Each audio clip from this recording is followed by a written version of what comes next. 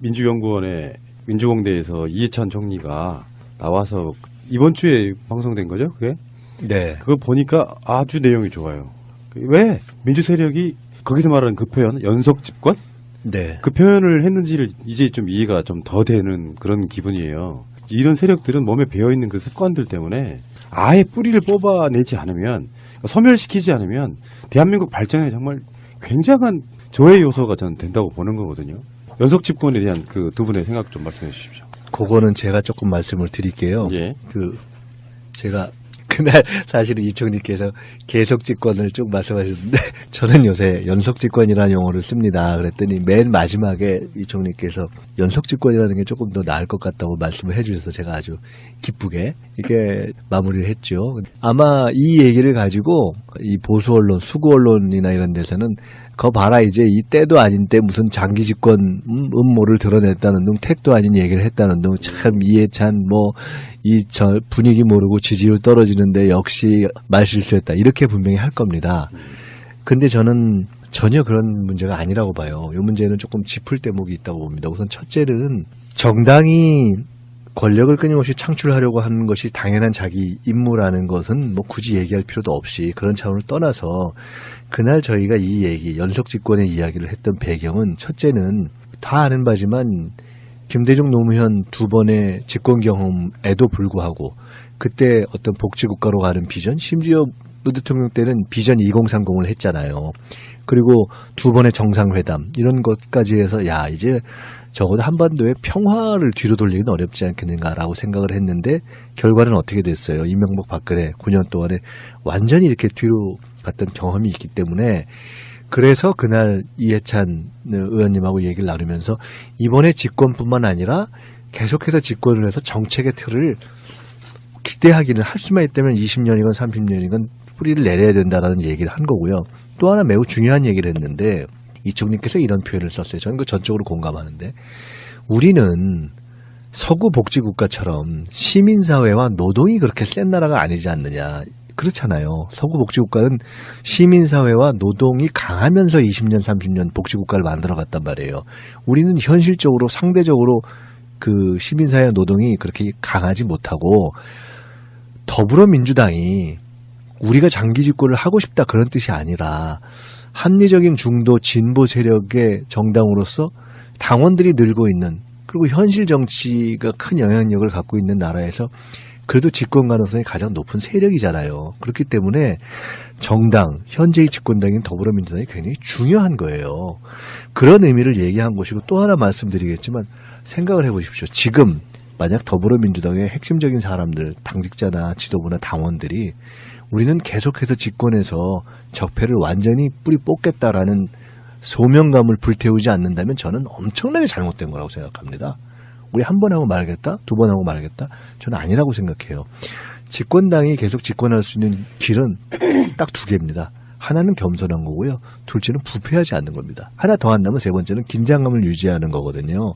정치적, 정책적 긴장감. 그렇게 하겠다는 야당 때는 권력을 잡기 위해서 지난 대선 때 우리가 뭉쳤잖아요. 그런 어떤 결사적인 의지가 있지만 아차하면 집권당은 흔들립니다.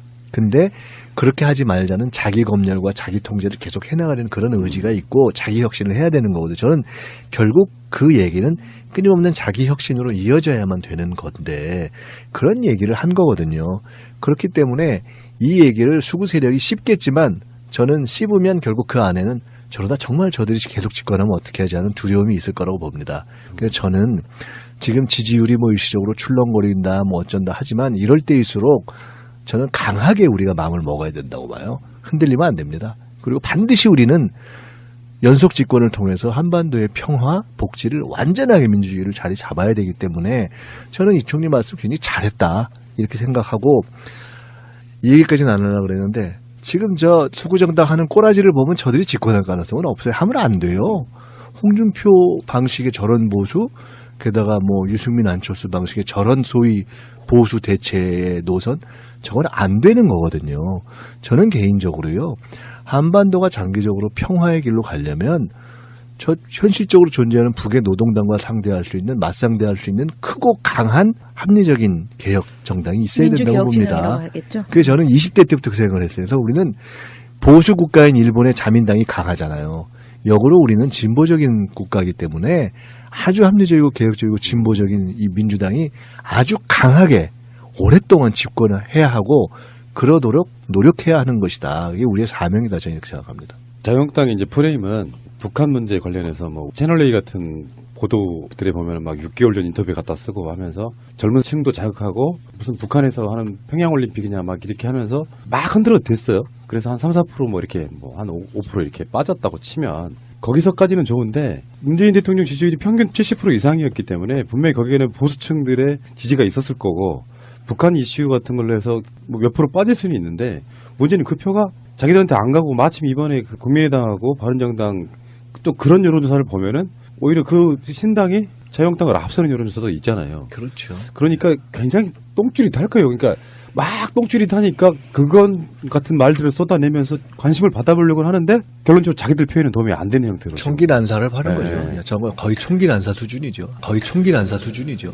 안철수 지금 국민의당 대표도 만만치 않아요, 지금. 최근에 홍준표 대표, 그다음에 나경원 의원, 장제원 수석 대변인까지 해서 이제 거기서 덧붙인 게 이제 김성태 원내대표. 그다음에 안철수 대표는 뭐 KBS에 대해서 또 뭐 이상한 말씀을 하시고 그러던데 하여간 이제 이해찬 총리하고 인터뷰하신 내용을 이제 제가 2번 들었거든요. 여기서 이제 그 가장 중요하게 봤던 게 앞서 말씀하셨던 서구 복지와 노동, 시민사회 노동 이 문제고 우리가 아직도 정책 일천하다. 그러니까 사회에 뿌리를 내리지 못했다. 그래서 이 뿌리를 내리려면 정책적 뿌리를 내리려면 연속 집권이 중요하고 직책이 뭐가 중요한 게 아니라 계속 집권하는 정당을 만들겠다. 당신의 의지를 이렇게 밝혔는데 사실 되게 좀 죄송하죠. 이 총리한테는 진짜 젊은 시절에 김대중 대통령 옥바라지 하고 그다음에 민청년, 민통년, 87년 6월 항쟁을 기획했던 분이고요. 우리가 1987에서 사실은 지난 영화에서는 이한열, 박종철 두 분의 열사가 집중 조명이 되고 그리고 이름 모를 많은 시민들이 함께 동참해서 6월 항쟁을 학생과 시민이지만 그때 이해찬 총리가 사실은 경찰 병력을 분산시키기 위해서 어떻게 투쟁하는 게 좋을지에 대해서 전국 지도를 놓고 그러니까 기획을 하고 그다음에 서울의 공권력이 완전히 뚫려가지고 그때 이제 무장해제 당하게 했던 그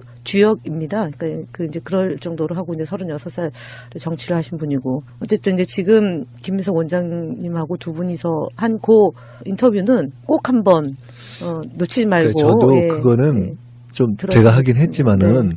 참 좋았던 것 같아요. 네, 저도 굉장히 좋았고. 네. 우리가 현 시점에서 짚을 것을 많이 짚었다. 저는 일주일에 한 번씩 주제별로 해가지고 네.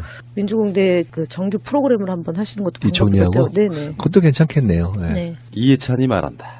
첫 번째 방송 뭐 이런 네. 거. 이쪽 세력의 정신적 지주 뭐 그런 느낌이시잖아요. 그렇죠. 네, 저희들한테 그렇죠. 그리고 이제 광고 한마디 하면 저희가 이제 이 총리님 모시고 평민당 입당한 지 이제 30년이 되는 게 이제 다음 주 2월 2일이에요. 그래서 저희가 국회의원회관에서 기념 토론회 및 행사를 하거든요. 오후 4시부터 6시까지. 푸나님도 오시고, 네. 네. 네. 근데 우리 김 대변인님 조금 뭐 자랑은 아닌데 그날 인터뷰하면서 저도 제가 스스로 재밌었던 게 이총리의 그 그래도 개인사를 좀 알잖아요. 그러니까요. 그리고 선거 이런 걸 아니까 네. 그렇게 우리가 별로 네, 안 쫄고 네, 얘기를 네, 이렇게 네. 재밌더라고요. 이끌어낼 수 있으니까 알아야지 되는데 잘 모르면은 인생사나 뭐 정치사를 잘 아시니까 그렇게 이제 짧은 시간이지만 굉장히 텍스트가 훌륭한 그런 좌담이었던 것 같아요. 추미애 대표한테 제가 또 보내드렸어요. 꼭 들어보시라고. 어저께 밀양 다녀오면서 요 얘기도 간단하게 말씀 보고 드리고 꼭 들으시면 좋겠다고. 예. 그러니까 이쪽에는 이제 어쩌면 DJ 대신일 수도 있고 노무현 대통령 대신일 수도 있는 정치적 지주는 이해찬이라고 하면 저쪽 사람들 입장에서 정말 이 사람 때문에라도 지지율은 안 오를 수밖에 없다. 바로 이명박 이야기를 하겠습니다. 이명박 형, 우리가 예상한 그대로였어요. 아파서 못 가서 이틀 뒤로 미루겠다. 분명히 이 사람은 그러면 출석을 하는데 출석만 하고 나올 거야. 사실 이렇게 이루어지니까 조사한 게 없잖아요. 그리고 3시간 있었다면서요. 거기서 이제 뭐 차담도 좀 하고 앉아가지고 네. 이제 제대로 앉아서. 네. 상황이었던 이상득이 휠체어 타고 막 꽁꽁 둘러매 쓰고 나온 거 보니까 딱 그런 느낌이더만요. 상황이 이제 군밤 장수가 됐다 그런 그 느낌이네요. 양반이 이제 진짜 연세가 들긴 들었대요. 아니 뭐 네. 그렇대요 진짜. 아니에요. 네, 쇼잉도 있을 거예요. 그거 이제 저기 한 건가? 그 보이려고 그렇게 한 건가요? 앰뷸런스 실려 왔을 때 네. 의자에 탈 때는 사실은 서서 의자에 휠체어에 탔어요. 아, 이렇게 그렇구나. 탔고 그 다음에 쭉 들어올 때 눈을 뜨고 있다가 이제 기자들 질문이 시작될 쯤에 눈을 찔끔 감고 이를 앙 다물고 그냥 하고 밀치고 들어간 거죠. 카메라가 오니까 갑자기 막 네. 아파. 막 눈을 찔끔 감더라고요. 그러니까 우리도 이제 만약에 이명박이 소환돼도 똑같이 할 거다라는 게 그 기침에서 우리가 복선을 봤잖아요. 그쵸. 기침 마른 기침. 아 진짜 이명박은 근데 테니스를 너무 많이 쳤다니까요. 제가 얘기했잖아요. 근데 어느 분이 그러던데 김경준 씨가 얘기한 게 있다면서요. 이명박 대통령의 기침의 진실. 그 뭐예요? 옳지 않은 말을 할 때 기침을 한대요. 아, 혓바닥 내름거리고. 네. 어쨌건 이상득은 국정원 특수활동비는 받은 적이 없다. 그렇게 그런 진술을 하고 나왔나 봐요. 그런데 이상득만 들어가야 되는 게 아니고요. 사실 김윤옥, 이명박의 부인 김윤옥 씨도 지금 조사를 받아야 되는 상황이라서 검찰이 소환을 언제 할 것인지 말 것인지 바로 이명박을 부를 것인지 그 어떤 관계자들 전문가들은 계속해서 지금 의견이 엇갈리고 있거든요. 평창올림픽 전에는 안 부를 거야. 또는 평창올림픽 전에 부를 수도 있어. 그러니까 이명박의 부인 김윤옥 씨하고 이명박 씨하고 불려가는 순서 또는 뭐 어느 정도 예상하세요? 완전히 다 사람마다 다르던데요. 팟캐스트 내에서도 이명박은 평창올림픽 전에 소환될 수도 있다라고 하는 의견이 좀 지배적인 부분도 있어요. 문무일 검찰총장이 한 말씀은 있는 그대로 한다, 법대로 한다 하잖아요. 정치적 고려 안 한다? 그 말만 이제 놓고는 그런 거고. 청와대는 어쨌든 초청장을 보낸다는 거고요. 보냈어요. 그러니까 네. 보낸다는 거고. 지금 진행되는 거로 보면 이미 소환을 했어도 12번은 더 했어야 될 사안인데 이제 정책 고려가 없다 있다는 거는 이제 뭐 많이 얘기할 수 있지만 어쨌든 고려가 있는 것 같은데 2월 9일이죠. 2월 8일이고 그러면 한 열흘 이제 남아 있는데 지나고 가는 거 아닌가요? 원장님은? 뭐 저는 제가 수사한다면은 그냥 본인 일찍 부를 것 같아요. 어느 정도 돼 있으면 뭐 굳이 돌 필요 있을까 싶어요. 평창올림픽 끝나도 이건 지방선거용이라고 또 반발해요. 그러니까 적당한 뭐 시점은 늘 그런 없어요. 거기 때문에 그냥 모르겠어요. 저 같으면 그냥 빨리 불러버릴 것 같아요. 문무일이 아니에요. 아니 그 나는 검사는 아니니까 뭐 저는 그러니까 정치권에는 그런 평이랄까 예상들을 하지 않나요? 이변에 아니, 사실은 네. MB 불려가고 뭐 그 시점에 대해서 궁금해하지는 않고요. 다만 이제 뭐 정두원의 경천 동지할 세 가지가 도대체 뭘까라는 거하고 그다음에 김희중 제1부속실장이 그 장씨 알매라는 분 조사 받은 건데 그걸 가지고 뭐 뭐라 나오니까 뭐 JTBC에 전화해가지고 조선일보 보도는 만난 거 말고는 다 아니다, 팩트가 아니다 이렇게 부인한 그런 거가 외려 아 이제 그러면 도대체 어떤 내용들이 오고 갔을까라는 거하고 그다음에 이제 이경재와 유영하 간의 공방 그거 재밌대요. 그것도 좀 이제 궁금한 거고요. 결국은 이 소위 보수 세력에게는 의리라는 건 기본도 없고 눈톱만큼도 없는 거고요. 눈꽃만큼도 없는 거고 돈 앞에 의리인 것 같아요.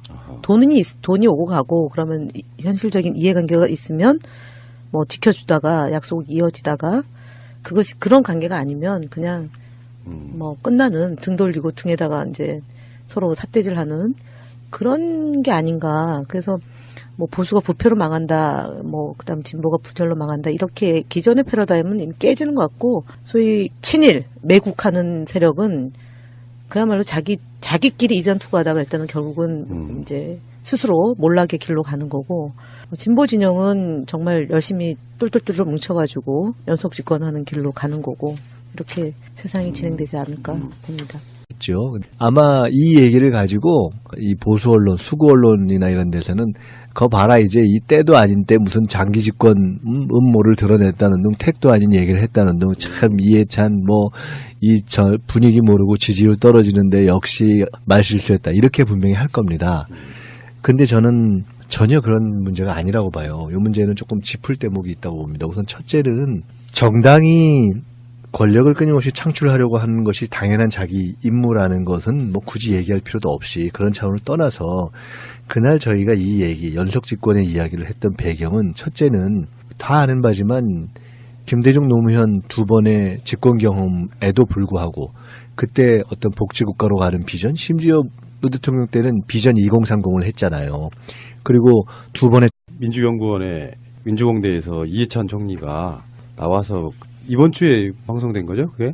네. 그거 보니까 아주 내용이 좋아요. 왜 민주 세력이 거기서 말하는 그 표현, 연속 집권?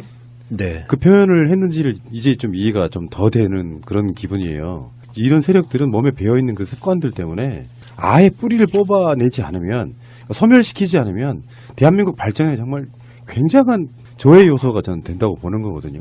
연속 집권에 대한 그 두 분의 생각 좀 말씀해 주십시오. 그거는 제가 조금 말씀을 드릴게요. 예.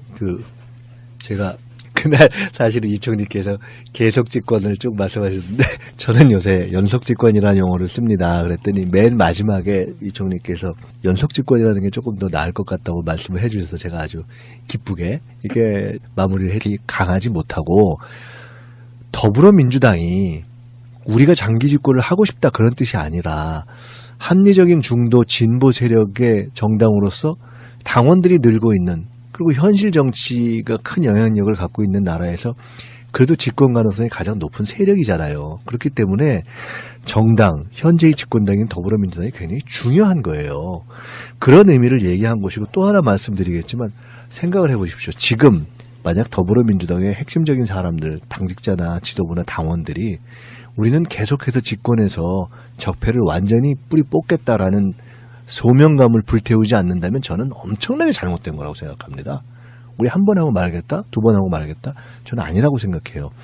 집권당이 계속 집권할 수 있는 길은 딱 두 개입니다. 하나는 겸손한 거고요. 둘째는 부패하지 않는 겁니다. 하나 더 한다면 세 번째는 긴장감을 유지하는 거거든요. 정치적, 정책적 긴장감. 그렇게 하겠다는, 야당 때는 권력을 잡기 위해서 지난 대선 때 우리가 뭉쳤잖아요. 그런 어떤 결사적인 의지가 있지만 아차하면 집권당은 흔들립니다. 근데 그렇게 하지 말자는 자기 검열과 자기 통제를 계속 해나가려는 그런 의지가 있고 자기 혁신을 해야 되는 거거든요. 저는 결국 그 얘기는 끊임없는 자기 혁신으로 이어져야만 되는 건데 그런 얘기를 한 거거든요. 그렇기 때문에 이 얘기를 수구 세력이 씹겠지만 저는 씹으면 결국 그 안에는 저러다 정말 저들이 계속 집권하면 어떻게 하지 하는 두려움이 있을 거라고 봅니다. 그래서 저는 지금 지지율이 뭐 일시적으로 출렁거린다 뭐 어쩐다 하지만 이럴 때일수록 저는 정상회담 이런 것까지 해서 야 이제 적어도 한반도의 평화를 뒤로 돌리기는 어렵지 않겠는가라고 생각을 했는데 결과는 어떻게 됐어요. 이명박 박근혜 9년 동안에 완전히 이렇게 뒤로 갔던 경험이 있기 때문에 그래서 그날 이해찬 의원님하고 얘기를 나누면서 이번에 집권뿐만 아니라 계속해서 집권을 해서 정책의 틀을 기대하기는 할 수만 있다면 20년이건 30년이건 뿌리를 내려야 된다라는 얘기를 한 거고요. 또 하나 매우 중요한 얘기를 했는데 이총리께서 이런 표현을 썼어요. 저는 그 전적으로 공감하는데 우리는 서구 복지국가처럼 시민사회와 노동이 그렇게 센 나라가 아니지 않느냐. 그렇잖아요. 서구 복지국가는 시민사회와 노동이 강하면서 20년, 30년 복지국가를 만들어갔단 말이에요. 우리는 현실적으로 상대적으로 그 시민사회와 노동이 그렇게